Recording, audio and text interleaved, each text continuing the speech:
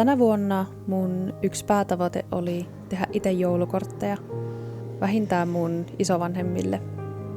Mä oon viimeksi lähettänyt joulukortin joskus ihan pienenä lapsena, silloin kun se oli ihan yleistä. Nykyisin tuntuu, että joulukorttien lähettäminen on katoava perinne, ainakin käsin tehtyjen korttien osalta.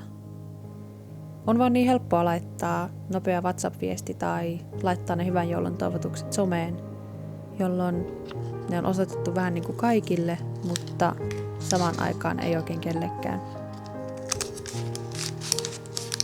Ja käsin tehdyn kortin saamisessa on muutenkin jotain taikaa.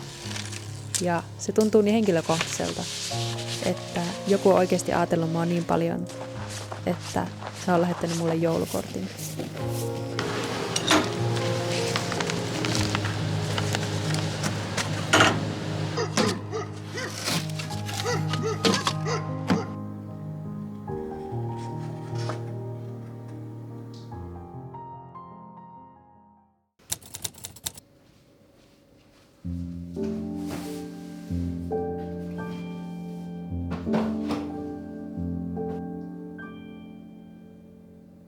Mä oon monesti nyt vanhempana miettinyt, että mikä silloin lapsena teki joulusta joulun ja miksi joulut nyt aikuisiällä ei tunnu yhtä taianomaiselta.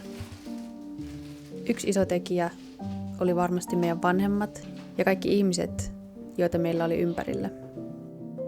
Se ei ollut taikuus, joka toi joulun, vaan se oli äiti, joka laittoi kotiin koristeet, leipoi joulutorttuja ja keitti glögiä, ja isä, joka vei pulkkamäkeen ja luistelemaan. Ja ne oli niitä hetkiä, joista joulun taika syntyi silloin lapsena. Ja nyt aikuisena sitä onkin itse vastuussa siitä, että miltä se joulu näyttää ja miltä se tuntuu.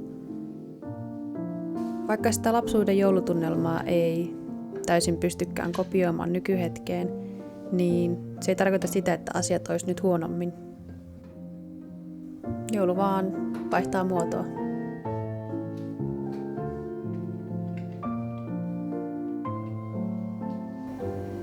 Tule.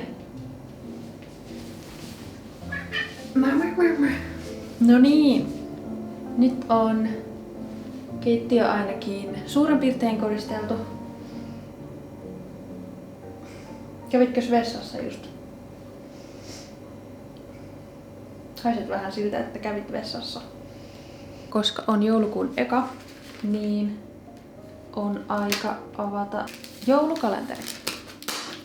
Tänä vuonna mä halusin tämmösen ihan supertavallisen basic joulukalenterin, mitä oli aina lapsena. Näistä tulee niin nostalginen fiilis. Silloin kun oli pieni lapsi, niin sitten silloin aina sai tämmösen. Ja sieltä sai aina sen saman suklaan, jos oli vaan eri kuva. Mut se oli hyvää. Joten nyt etsitään täältä luukku numero 1. Missä ikinä se onkaan. Jännää, että mikä... että mikäs ukko täällä on.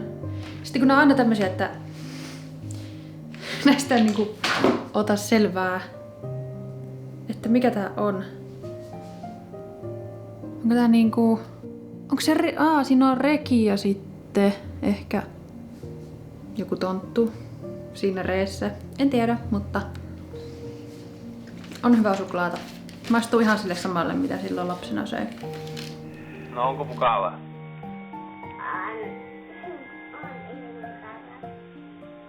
No niin, koristelee.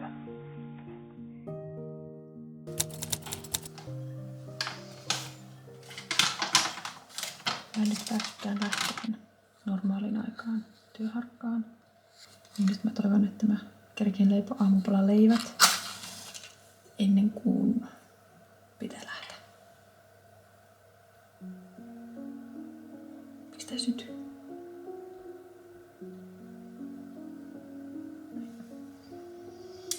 Joo, Johannes nukkuu. Niin, tää on nyt sillekin toivottavasti ihan kiva ylläri, että siinä on sitten tuoretta leipää aamupalana. Katsotaan, kerkeenkö mä tehdä tätä ennen kuin pitää lähteä.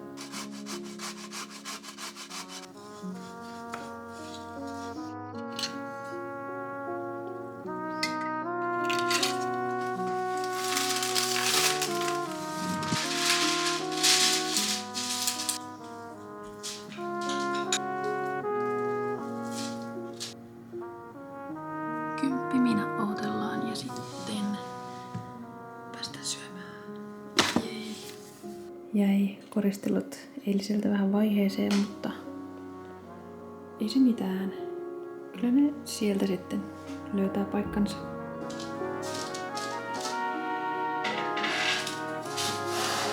No niin, nyt on leipä valmis.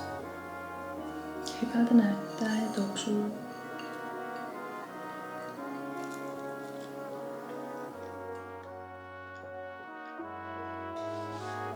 Mä oon näihin suolan.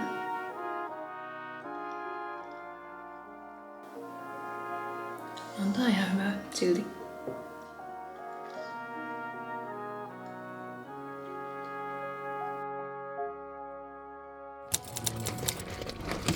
Mitkä fiilikset, Janika?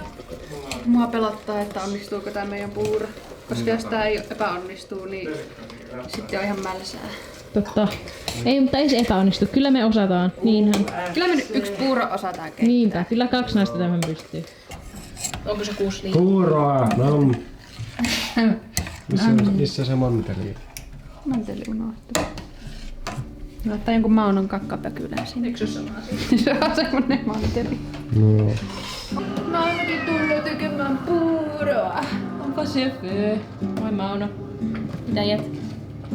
How are you doing? Sulla on täällä tyttöjen roolassa. Niin, miltä tuntuu? Ja Sarin kirjoittaa, että oli alun perin halunnut semmosenlainen channel. Mulla tulee tästä meidän vähän mieleen. Ei oo tällainen. Eikö ei mennä? 65 senttiä. Oppa se. On kunnon se 64. 69. On tarkkaa hommaa. Se oli Markus.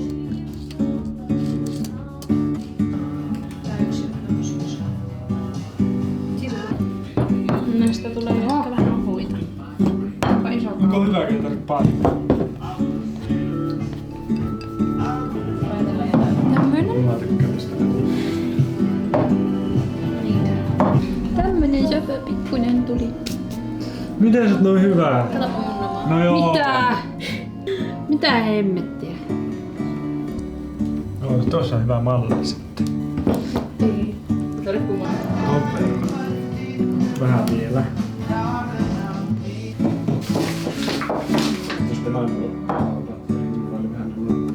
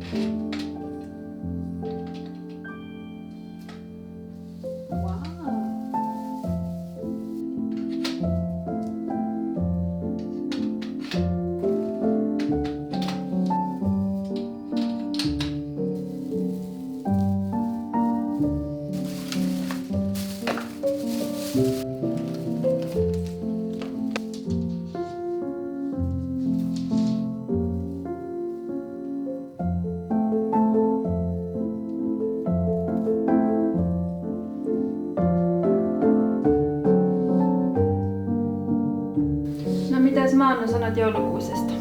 Mitäs sanot joulukuusesta?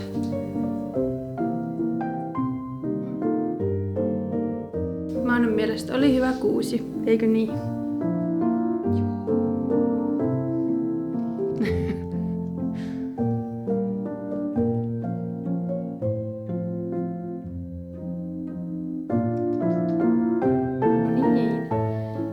Tänään on joulukuun 23. Ja mä ajattelin, että mä nyt esittelisin muutamat lahjat, joita mä oon tänä vuonna tehnyt. Ekana tein tämmösen ihanan pipon meidän kummitytölle. Kattokaa miten sopu siitä tuli. Sitten kun tää laittaa päähän, niin sitten jää tommonen tonttuhattu. Sitten mä tein keittiöliinoja, 4 kappaletta. Näistäkin tuli niin söpöjä. Mun pitäis vielä neuloa Johannekselle lapaset, mutta mä en nyt kerännyt saada niitä jouluaatoksi. Niin saanpahan sitten neuloa nyt loppuvuodenkin jotakin. Sitten näistä mä oon ylpeä, näistä tuli niin söpöt. Mä siis tein 2 ystävälle tämmöiset kehykset, jossa on meistä 3 kuva ja sitten mä nimesin tän vähän niinku taideteoksen. Sitten mä teen mysliä paljon. Tää menee mun porukoille ja nää menee Johanneksen sisaruksille. Sitten mä teen myös vähän silleen, että meillekin ja tänne kotiin. Johannes on kova syömään mysliä. Tää on vielä kesken. Kello on varmaan 10:30. Ja mulla on lähtö huomenna päiväseltä.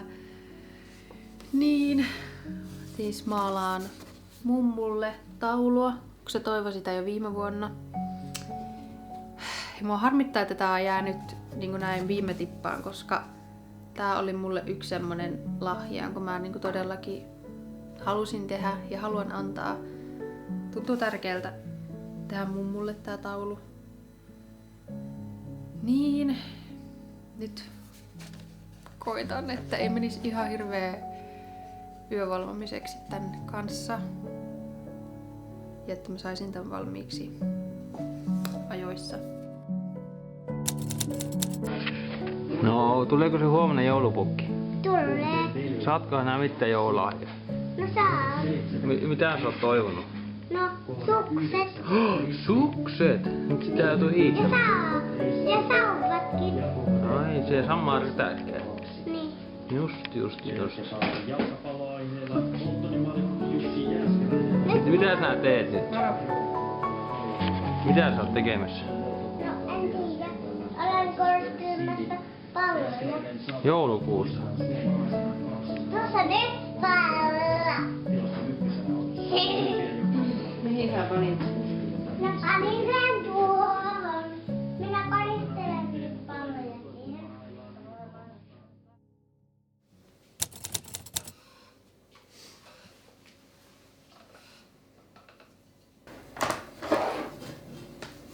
Tadaa! Sain kuin sainkin tän valmiiksi, vaikka meni johonkin 1:30 viime yönä. Mutta siinä se on. Se on nyt valmis. Tää on kyllä ehkä yksi mun lempilahjoja, mitä mä oon tehnyt. Nyt, niin kuin viime vuonnakin, on aika paketoida kaikki nämä lahjat. Kello on 12. Nyt on 24. päivä. Aina nyt pitkin vuotta, kun tulee tilattua netistä jotain, niin niiden mukana tulee aina hirveästi näitä pakkauspapereita. Niistä ne on ihan parhaita joululahjakääreitä. Tässä on nyt 2 keittiöpyyhettä. Menee tänne pakettiin.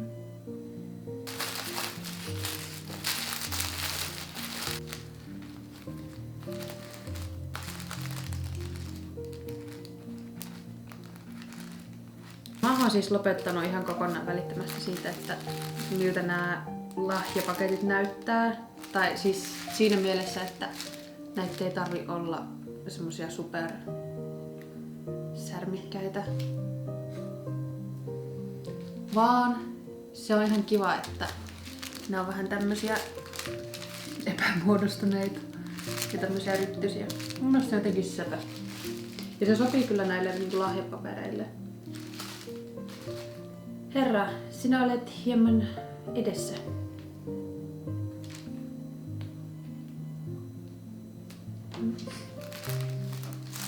Mutta joo, yksi paketti done. Sitten tänne seuraavan pakettiin menee 1 keittiöpyyhe, 2 mehiläisvahakynttilää ja sitten tää pipo.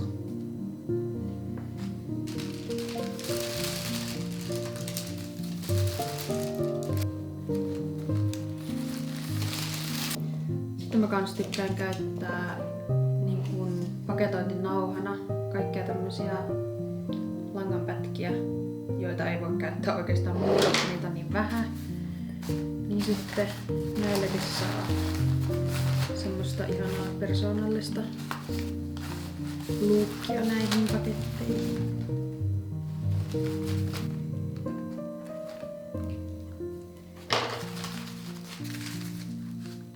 Nytsäpä.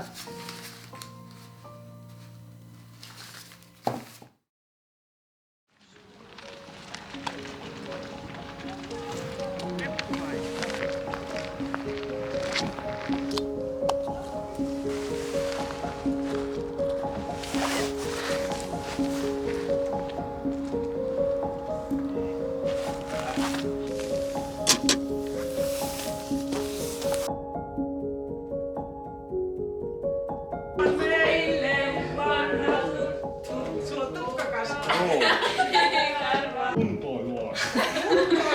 Kyllä. Sinä. Joka päivä 100 leukaa.